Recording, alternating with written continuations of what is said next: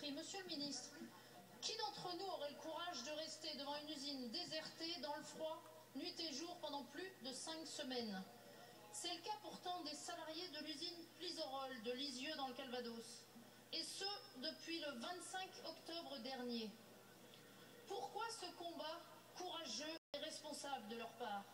Tout simplement parce que les 151 salariés licenciés de cette entreprise veulent seulement partir dans la dignité. La dignité pour ces femmes et ces hommes, c'est d'obtenir le versement de leur solde de tout compte avant les fêtes de fin d'année. La dignité pour ces hommes et ces femmes, c'est aussi le déblocage par les AGS d'une prime extra-légale de 20 000 € pour chacun. 20 000 €. Qu'est-ce que 20 000 € pour des dizaines d'années passées dans cette entreprise? Peu de choses en tout cas en regard des chèques de 30 millions d'euros, par exemple, de Madame Bettencourt au titre du bouclier fiscal. Mais oui, messieurs, mes chers collègues.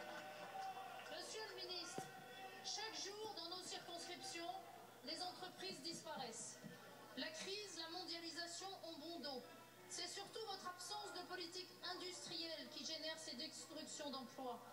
Et derrière ces mots, il y a des réalités dramatiques comme celle des salariés de Plisorol, dont je veux saluer le courage. Monsieur le ministre, ma question est simple. Le gouvernement va-t-il enfin prendre ses responsabilités dans ce dossier? Et plus clairement encore, allez-vous, oui ou non, et quand, intervenir auprès des AGS pour qu'une solution soit trouvée pour ces salariés? S'ils sont certes usés par leur lutte, ils ne sont nullement résignés. Monsieur le ministre chargé de l'Industrie. Merci Monsieur le Président. Madame la députée, vous l'avez dit à juste titre, Plisorol est une entreprise leader européen du contreplaqué et ce sont 437 emplois qui sont en jeu sur 3 sites situés à Fontenay-le-Comte, à Épernay, à Lisieux. Vous dites, quand l'État prendra-t-il ses responsabilités? Il les prend et vous le savez. Il a été très actif pour soutenir l'entreprise depuis la désignation par le tribunal de commerce en avril 2009 d'un repreneur, en accordant notamment des délais de paiement sur les URSSAF afin que la société puisse continuer son activité. Lorsque ce repreneur n'a pas été en situation de gérer correctement l'entreprise, l'État s'est de nouveau mobilisé dans un second temps pour trouver un nouveau repreneur. Et ce n'était pas chose facile, vous le savez. Grâce à l'État, un nouveau repreneur a pu être retrouvé qui reprend l'intégralité des emplois sur 2 sites de Fontenay-le-Comte et de Lisieux et permet ainsi de préserver 300 emplois.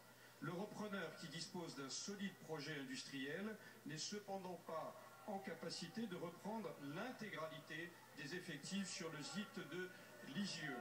Nous sommes à nouveau mobilisés avec le préfet du Calvados pour que tout soit fait pour qu'aucun salarié ne soit laissé au bord de la route.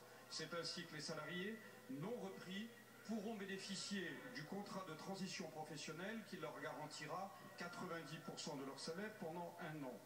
Nous veillons aussi à ce que le territoire soit prioritaire dans les prochaines attributions de financement du Fonds national de revitalisation pour les territoires.